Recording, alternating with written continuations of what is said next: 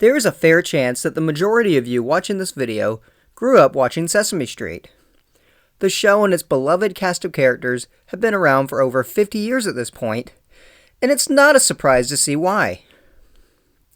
For a lot of us, Sesame Street helped us learn and develop our abilities to spell, read, or maybe even write. With characters like Big Bird and Grover to help us out along the way, we all figured out how to get to Sesame Street one way or the other. The show has been a major cornerstone in the lives of preschool children for decades, dating back to when it originally premiered on November 11th, 1969. And today, we are going to be taking a look at a mystery that piqued the curiosity of fans for years. So grab a cookie, put down the ducky, and join us as we look at the Sesame Street actor who went unknown for over 40 years. As mentioned before, the show had a large cast of characters, primarily comprised of Muppets. In addition, however, the show also featured a host of human characters. From Bob the music teacher to Mr. Hooper, who owned a local store, to Gordon and his wife Susan, there was no shortage of humans to round out the primarily Muppet cast. These characters helped bring more life to the beloved street and helped it feel more like an actual place you could visit, with friendly faces there to greet you. But oftentimes during the early days of a show's production, some aspects are not always hammered out completely. In this case, actors. While Bob McGrath, Will Lee, and a few others had been with the show since the beginning, what if I told you that Roscoe Orman, the Gordon we all grew up with, was not the original Gordon? Unlike the other human characters on the show, Gordon didn't have one singular actor throughout the course of the series, instead having 4 separate actors during the first several years of the show. For the first 3 seasons of Sesame Street, Matt Robinson portrayed Gordon. After the conclusion of Season 3, actor Hal Miller took over the role for Seasons 4 and 5. And finally, from Season 6 up until Season 48, Roscoe Orman took over the role and made it his very own. But that's only 3 actors. What about the 4th? Well, for the original Gordon, we have to go all the way back to the original Sesame Street test pilot. In early 1969, 5 test pilots for the show were produced by Children's Television Workshop and subsequently broadcast at 10 a.m. over a period of 5 days on Philadelphia's UHF station WHUY on Channel 33. In the pilot, we see several show mainstays such as Bob, Susan, and Mr. Hooper. We also see this original Gordon, who spends the pilot doing repairs around Sesame Street, such as repairing a cement tile or building a bookcase. A lot of older Sesame Street and Muppet fans first became aware of the original Gordon in 2007 when Sesame Street Old School Volume 2 was released on DVD, containing a number of older episodes of the show from the 70s. As a bonus feature, the test pilot was made available publicly for the first time ever. And it left a bunch of fans asking, who is that guy? His name wasn't listed in the credits, and no information could be found online about the man in question. How very odd.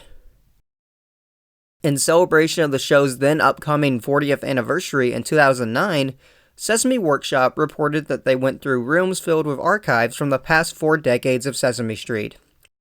Video clips, pictures, letters, even pay stubs. They went through tons upon tons of old material from around that time, and they found nothing. Really think about that for a second. There was not a single piece of material that documented the actor or his name or anything. It was like he came and filmed the pilot and left, with nobody thinking to archive much of that production. Which, since it was 1969, archiving wasn't as big of a deal as it is now, so that information could have easily just been lost over the years. Even reaching out to various actors, producers, and puppeteers that had been involved since the beginning of the show's life proved fruitless. Sesame Workshop reached out to Bob McGrath, Carol Spinney, Joan Gans Cooney, Loretta Long, and various others to no avail. Nobody could identify the actor. Also in 2009, for the show's 40th anniversary, a book titled Sesame Street, a celebration, 40 Years of Life on the Street, was released. Written by Louise Gacau, who had been a writer of Sesame Street and Muppets-related books since the mid-80s, the book was a celebration of all things Sesame Street, covering just about everything regarding the show in its first 4 decades, including a picture of the pilot's Gordon, with a caption beneath the picture informing the reader that Sesame Workshop didn't know who the actor was. While writing his book, Street Gang, The Complete History of Sesame Street, author Michael Davis interviewed John Stone, the writer of the original test pilot and one of the show's original producers, about the pilot and about the original Gordon. In the book, Stone was quoted as saying, "At the last moment, we cast an actor of whom no one was completely happy." Later on in the book, Davis would describe him as a person in the neighborhood that children would run away from, not to. By 2011, interest in the missing actor had peaked amongst the Sesame Street community, with older fans of the show taking an interest in this rather unique case. On November 10th of that same year, Sesame Workshop launched a campaign via the official Sesame Street website. Entitled The Case of the Missing Gordon, the campaign was an attempt to identify the unknown actor. The website asked for people to submit any clues they might have had, no matter how inconsequential they might have seemed. Along with the call for help, Sesame Workshop also listed what they knew about the actor, which wasn't a whole lot, with a majority of the clues basically stating that none of the original Sesame Street actors knew who he was. Sesame Workshop plastered the story to all of their social media accounts at the time: Facebook, Twitter, Tumblr. The story also made the front page of Reddit, with people offering suggestions and help within hours. And within days, the story had reached across the internet and the world, with several news stations reporting on it.